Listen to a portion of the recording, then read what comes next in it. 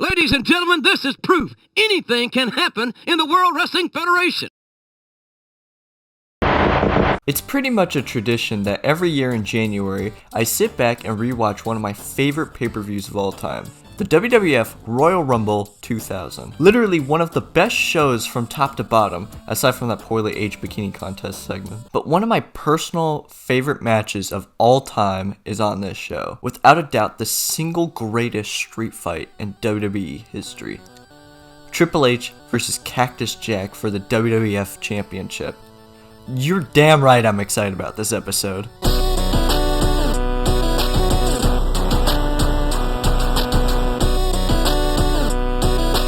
Before we talk about the match itself, let's rewind a month earlier. The owner of the WWF, Vince McMahon, finds himself beaten, battered, and bloodied in the closing moments of a no-holds-barred match against Triple H. As Vince is lying motionless on the canvas, his daughter Stephanie McMahon looking over her fallen father. Triple H threatens to hit her with a sledgehammer.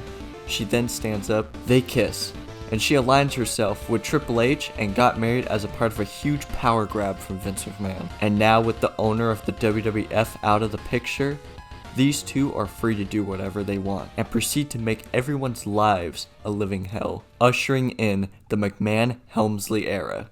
Of course, there would be a group of wrestlers who would be against the new regime, two of which happen to be The Rock and Mankind, who happened to be put in a match in the final episode of Raw in 1999. Ordered by Triple H and Stephanie, Rock and Mankind would have to compete in a pink slip on a pole match, meaning the loser would have to be fired from the WWF. The Rock won and Mankind was fired on the spot. Later that same night, Triple H would cheat to win in the main event to become the World Wrestling Federation champion, cementing the McMahon-Helmsley era in full effect. Eventually, the entire WWF roster, along with The Rock, demanded that Mankind would get reinstated. If Mick Foley didn't get his job back, then every WWF superstar would walk out of the company. Triple H agreed to give Foley his job back, as well as give him a title match at the Royal Rumble in Madison Square Garden. But under one condition: the match will be a street fight. In the weeks leading up to their match, Triple H would beat up Mankind and leave him bloodied and broken. On the January 13th, 2000 episode of SmackDown, in a legendary segment, Mankind expressed that after the beating he took from Triple H, Mankind was not ready to face him in the street fight. Mankind in some ways is nothing more than a beaten up, pathetic fool. But I think the WWF fans deserve a substitute in that match. I think you know the guy. Oh, no,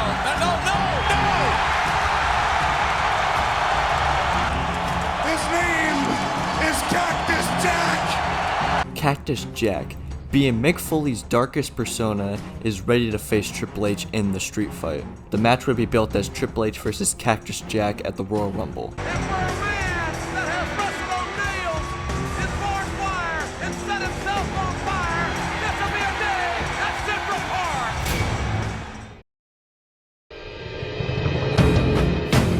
I do like the mannerisms with the entrances of both men. Cactus comes out feeling real comfortable being in this type of environment, and Triple H comes out slower, hesitant, and not taking his eyes off of Cactus Jack.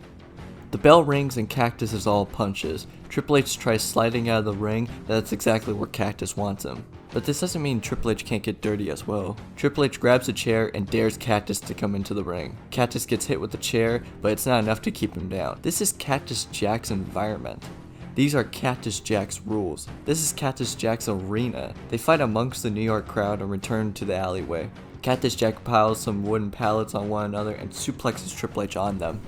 One of the pallets was already broken and it pierced Triple H right in the leg, leaving it bloodied for the rest of the match. Triple H manages to back suplex Cactus on a trash can, but Cactus gets up and punches Triple H some more. Whenever Triple H scores the slightest offense, Cactus is able to quickly recover. He's used to taking harsher punishment, such as Cactus pulls out a 2x4 wrapped in barbed wire. Cactus tried to hit Triple H, but gets low blowed. Triple H proceeds to hit Cactus with the barbed wire, and it sticks to him. And just as when Cactus makes a comeback, the referee hides away the barbed wire. Cactus hits the double arm DDT, and he could go for the win, but he wants to leave Triple H battered. Cactus then threatens the Spanish commentators to give him back the barbed wire. He gets back in and hits Triple H square in the face with the 2x4 wrapped in barbed wire. Triple H is punctured and bleeding ear to ear. This is for the month of hell Triple H put Cactus through. He cares more about tearing him apart than winning the title at this point. Cactus gets too carried away and he tries to drive Triple H through the table, but Triple H counters and both men stumble through the commentary table. They both get back up, and just as when Cactus is taking control, Triple H cuts him off. Triple H then takes control. He starts destroying Cactus's now injured knee. If he can't fight fire with fire, he takes away a bit of offense Cactus can dish out, such as taking the ability to use his arms away. As a callback to Mick Foley's match with The Rock the previous Royal Rumble, Triple H locks Cactus Jack in handcuffs and proceeds to batter him with a chair. But Cactus isn't a quitter. He trips Hunter up, he throws his body weight on him, and he also bites him. But it's not enough to put Triple H away. Cactus isn't going down. He's on his knees telling Hunter to give him some more. But The Rock shows up and nails Triple H with a chair shot to help out Cactus Jack. And after a New York cop shows up and frees Cactus from the handcuffs, we've come full circle. Triple H in peril and Cactus Jack beating the snot out of him. They eventually bring the fight to the announce table and Cactus pile drives Triple H on it. Cactus could go for the win now, just drag him in the ring and pin him, but instead, he looks under the ring for something to punish him with. Cactus Jack then pulls out a bag filled with thousands and thousands of thumbtacks. He pours them all out, he punches Triple H, but Triple H counters and drops Cactus onto the tacks. Cactus gets up, Triple H hits the pedigree, it's over. 1, 2, but Cactus kicks out,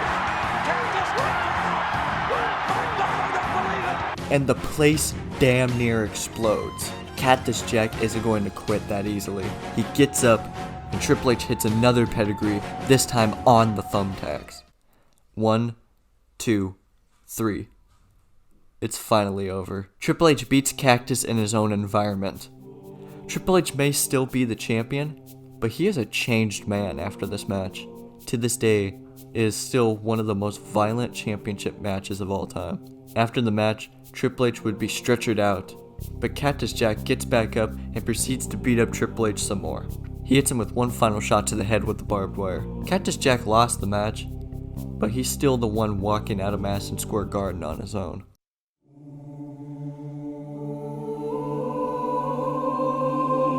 This is a special match to me.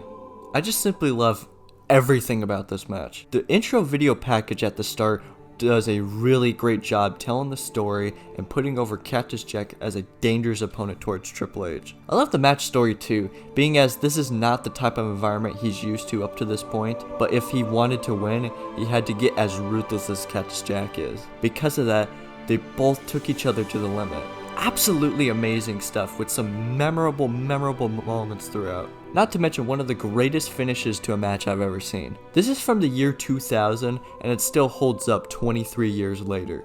It's a match that I watch annually every January and I remember every spot. This is not my favorite match of all time, but it's up there. In the last episode of Ring Rewind, I talked about Jon Moxley versus Wheeler Yuta, a match I rated S tier. I am fully confident to say that this match is the first one in the series to earn an S tier ranking. Jon Moxley versus Wheeler Yuta is an all-timer. But Cactus Jack versus Triple H goes beyond S tier. This is an all-timer match. This street fight sits at the top of my list as an all-timer. Thank you all for watching, and thank you for your time.